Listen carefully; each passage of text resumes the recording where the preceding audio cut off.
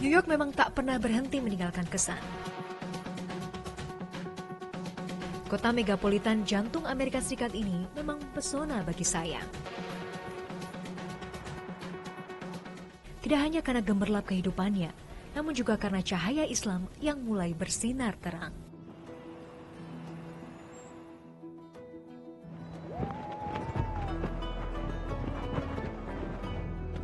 Namun saya ingin tahu, seperti apa warga Amerika memandang Islam. I really don't have anything to say about Muslims. 9/11. Poor. Well, every group has their extremists. Do you have any relative or friends that are Muslim? No relatives, no friends. I mean, I went to school with one friend, but I never had any issues with them. I always saw them as regular people. So it's kind of violent, some kind of that? Just that's the first thing that comes to mind.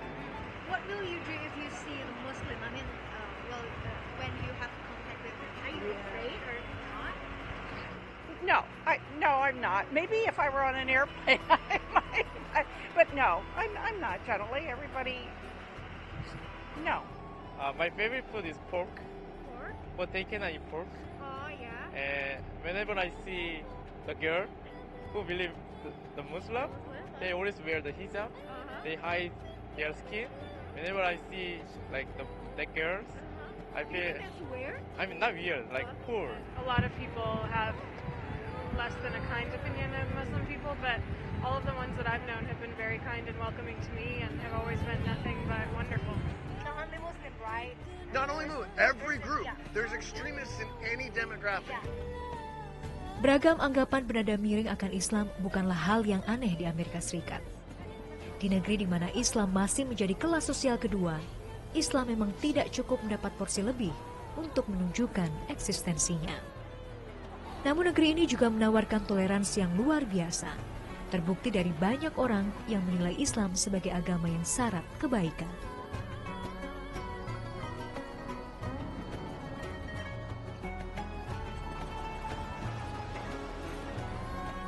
Saya pun tak menyangka akan bertemu dengan saudara Muslim asal Libya. Saudara seiman yang bernama Hakim ini telah lama tinggal di Amerika Serikat dan merasa nyaman walau kerap menghadapi beragam tantangan. I lived here before 9/11. I did not hear any attack or any the things that goes on that happen to Muslim or burning mosques or attacking mosques or Muslims. And unfortunately, there are people that look like Muslims. They're not even Muslim, but they are attacked.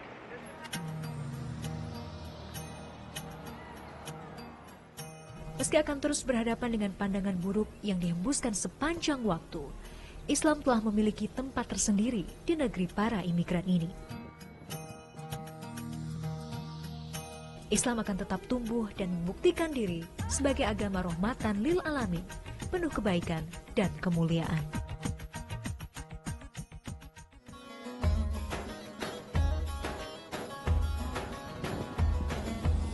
Perjalanan kembali saya lanjutkan.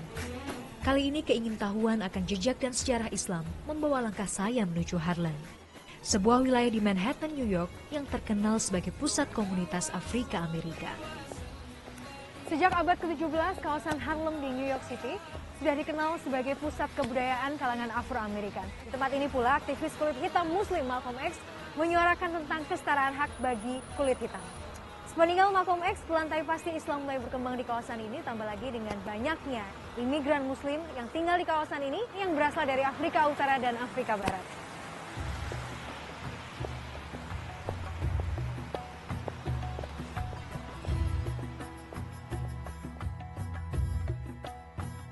Harlem merupakan sebuah desa Belanda yang dibentuk pada tahun 1658.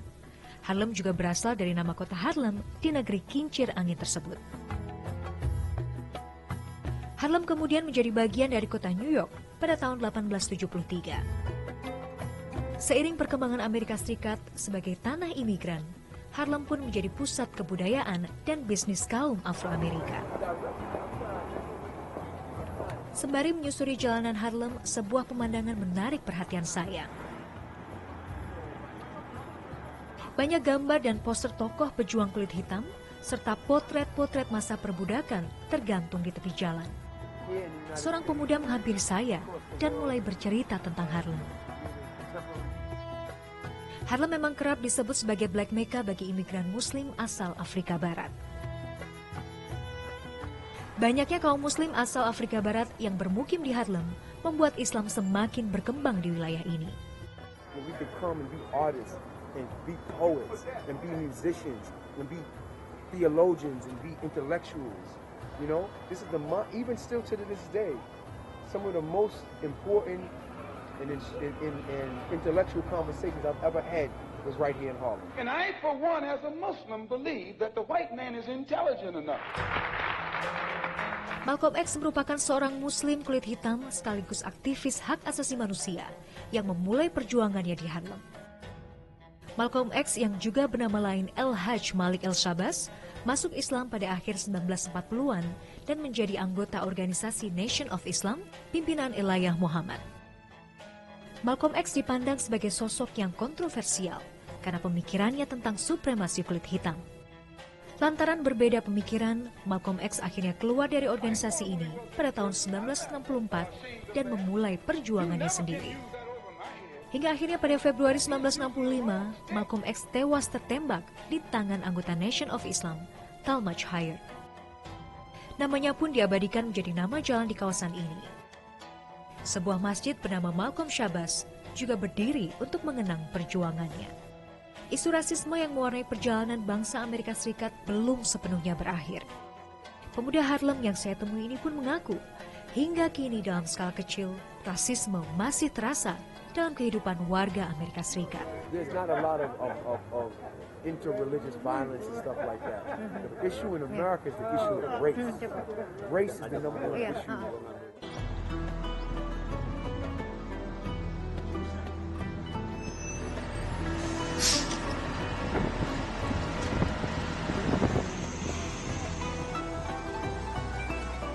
Ketersediaan tempat ibadah masih menjadi masalah yang rumit di Harlem.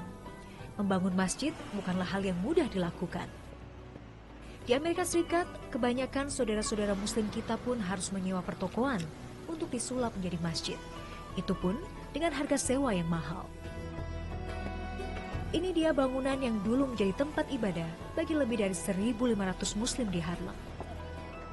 Bangunan yang lebih mirip toko ini dahulunya bernama Masjid Al-Aqsa. Sebuah masjid yang cukup besar yang berdiri sejak tahun 1996. Sebuah kanopi kecil bertuliskan Masjid Al-Aqsa dalam huruf Arab menjadi satu-satunya penanda bahwa bangunan ini dahulunya merupakan masjid. Masjid Al-Aqsa pun harus menemukan tempat baru. Kaum Muslim Harlem membutuhkan masjid ini, tidak hanya sebagai tempat untuk menunaikan ibadah kepada Sang Khalik, namun juga wadah untuk menjalin ukhuwah bagi sesama Muslim. Setelah berkeliling cukup lama, akhirnya sebuah gedung sempit bertingkat 3 dengan papan nama kecil saya temukan. Sang imam masjid, Sulaiman Konate, menyambut kedatangan saya. Owner of the building was an Arab brother from Palestine. And the things were easy at the time. So we used to pay only $4,000. Yeah, not a month. Then, when the building was sold to Jugai, now the rent jumped from 4,000 to 10,000.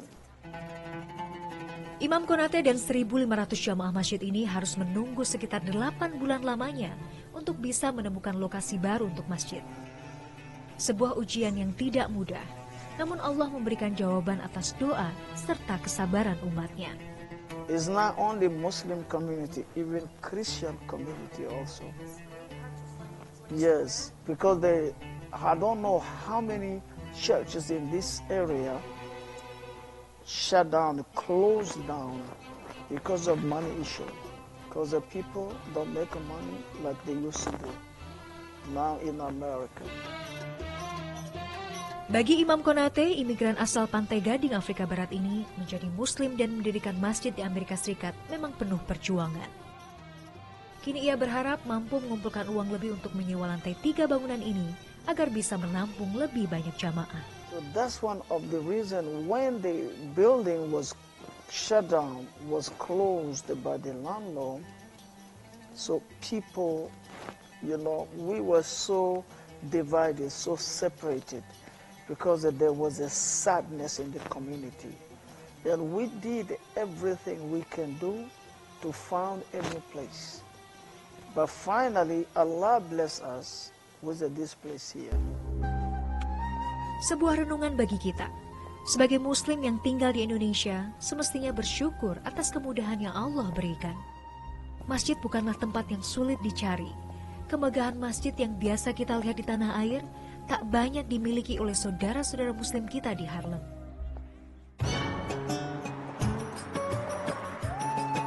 Relasi antara Islam dan Amerika Serikat memang telah terjalin sejak ratusan tahun lalu. Pengaruh Islam di Amerika pun telah ada jauh sebelum Columbus menemukan benua baru ini. Islam masuk ke benua Amerika melalui 3 periode utama. Periode pertama adalah saat Muslim Spanyol dan Afrika Barat menjelajah benua ini pada abad ke-9 dan 10 Masehi. Periode kedua sekitar abad ke-15 dan 16, di mana pelaut Muslim asal Maroko Estefanio de Amazore mendarat di Florida dan tercatat dalam sejarah bangsa Amerika. Terakhir, periode ketiga sekitar abad ke-19, di mana terjadi migrasi besar-besaran kaum Muslim dari berbagai negara Islam yang berlangsung hingga saat ini. Kelompok-kelompok Islam dari kerajaan dinasti Umayyah atau Ottoman yang pada abad 9 dan 10 ini mencapai kejayaannya.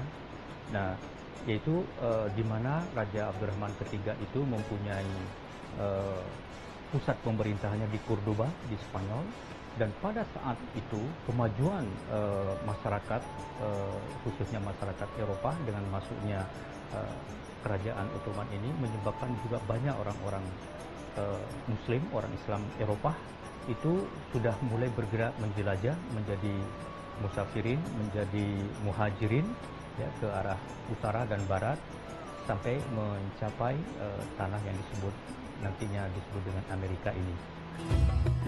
Pengaruh Islam di Amerika Serikat juga terlihat dari banyaknya nama tempat yang kental nuansa Islami. Mulai dari nama 2 tempat suci umat Islam, Mekah dan Madinah, hingga bahasa Arab lain yang telah terakulturasi. Nama Mekah terdapat di negara bagian Indiana. Nama Madinah terdapat di Idaho, New York, North Dakota, Ohio, Tennessee, hingga Texas. Jadi ada juga kata-kata Tennessee itu diprediksi berasal dari kata-kata tanasu. Tanasu itu artinya nasihat. California ini juga secara logika bahasa dari pertautan bahasa ini merupakan rangkaian dari 2 kata dari kata-kata Khalifah Nuriyah ya, menjadi khalifah, katanya kekhalifahan itu pemerintahan, nur ya berasal dari kata-kata cahaya. Ada lebih dari 500 nama tempat di negeri ini yang erat kaitannya dengan nuansa Islam. Sebuah bukti nyata bahwa pengaruh Islam telah ada di bumi Amerika jauh sebelum negara ini terbentuk. Islam pun tumbuh bersama dan melengkapi keberagaman di negara superpower ini.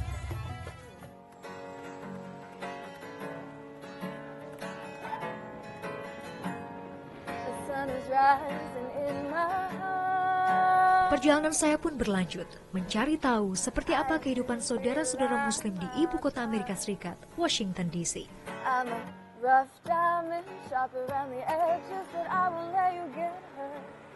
Amerika Serikat adalah tanah kebebasan bagi semua orang. Inilah semangat yang diyakini warganya. Apapun latar belakang budaya, bahkan agama, negara ini akan memberikan ruang bagi siapapun untuk berkarya. Inilah yang dirasakan oleh Naimah Muhammad, seorang muslimah muda yang baru berusia 19 tahun yang mantap menapaki karir musiknya di Washington. Meski banyak anggapan miring akan kepercayaannya, ia justru semakin percaya diri, membuktikan bahwa Islam adalah agama penuh kebaikan dan kemuliaan. When people say things that I know are not correct about my own faith and what Islam is supposed to be like as a way of life, I always try to defend that, because it really is where I think a lot of the misconceptions and a lot of the damaging media outlook comes from. Naimah yang menulis dan mengaransemen sendiri lagu-lagunya ini ingin menunjukkan bahwa sebagai seorang Muslim tak membatasi kreativitasnya.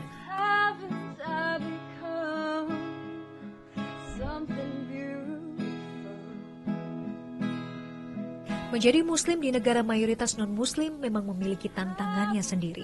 Namun ini tak menghalangi Naimah untuk maju dan kelak menggapai cita-citanya sebagai musisi muslimah yang sukses. Do you have any correlation from your song with and your belief? I mean, like Islam, influence your song? Not directly, but in terms of how I want to portray myself as an artist, that has definitely played a major role because I want to be able to, I know there's a lot of cultural stigmas sometimes with a female Muslim who plays guitar and sings, things like that. But when I played within my community, I have inspired other female girls who also wanted to play guitar but weren't sure how it would be perceived. So that's what I hope to do in terms of inspiring other female Muslim girls. Perbincangan singkat saya dengan Naimah memberi kesan mendalam. Meski masih berusia sangat muda, Naimah memiliki tekad luar biasa untuk menggapai cita-citanya. Dengan tetap teguh menjaga akidahnya sebagai Muslim di tengah gemerlap dan godaan kehidupan metropolitan yang kerap melenakan.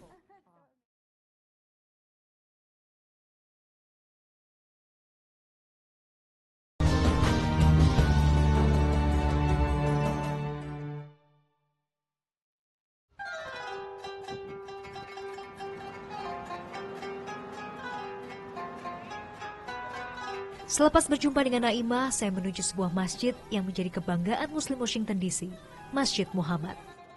Masjid yang berusia lebih dari 70 tahun ini tidak hanya menjadi rumah ibadah, tapi juga pusat beragam kegiatan sosial. Masjid Muhammad ini juga dibangun atas semangat kebebasan. This mosque has transitioned from small circles of self and nationalism to broader circles of oneness, humanity, and universals. So we have several ethnic groups, nationalities here now. We're supposed to be the picture of Muhammad, peace be upon him, sallallahu alaihi wasallam, to embrace all people, a benefit to all people. And that's what we are now. And we're getting more and more diverse, and that pleases us. Meski masih menjadi minoritas, namun Islam dan Amerika menjadi dua hal yang saling melengkapi. Sebagai agama tauhid yang telah hadir sejak 1400 tahun silam, Islam berkontribusi besar dalam pertumbuhan negara ini. Kebebasan beribadah di Amerika Serikat memang telah memasuki babak baru. Islam kini tumbuh dan berkembang di luar dugaan. Islam perlahan menjadi cahaya terang di bumi kebebasan ini. I was one of the Muslims in the military, and in fact, I'm one of the first ones who pioneered many things. I joined the American military in 1979, and it was not popular to be a Muslim. At that time, it was. It's not as hard now. We didn't have any Islamic chaplains when I went in. We didn't have accommodations for Ramadan, for our 5 daily prayers, for Jum'ah. No accommodations when I went in, but we had to fight, create organizations, and now we have several Islamic chaplains across all of the branches of the military services. They accommodate the Ramadan, they accommodate the Jum'ah. In fact, some of the military bases now have mosques on them. They have Jum'ah in the Pentagon. Allahu Akbar, Allahu Akbar. Masjid sederhana dengan kapasitas hanya sekitar 200 orang ini tak pernah sepi dari jamaah, apalagi saat sholat Jumat seperti ini. Meski didominasi oleh Muslim kulit hitam, namun Masjid Muhammad juga menjadi salah satu masjid yang paling plural di Washington DC.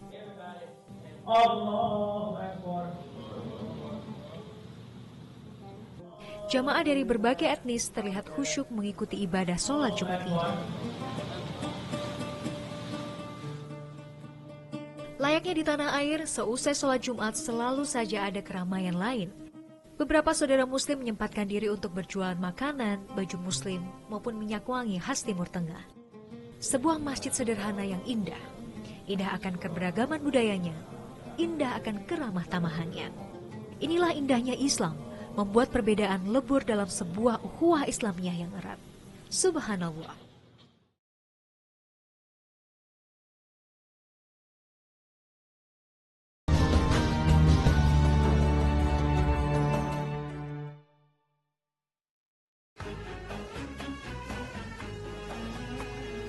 Jalan berliku masih dihadapi oleh saudara muslim kita di tanah kebebasan Amerika Serikat. Namun disitulah perjuangan mereka menjadi muslim seutuhnya, bertahan dengan akidah di tengah arus kehidupan dunia yang kerap tak sejalan. Semoga Allah senantiasa memberi kekuatan dan perlindungan agar mereka bisa menebarkan kebaikan Islam tanpa kenal lelah. Amin ya robbal alamin.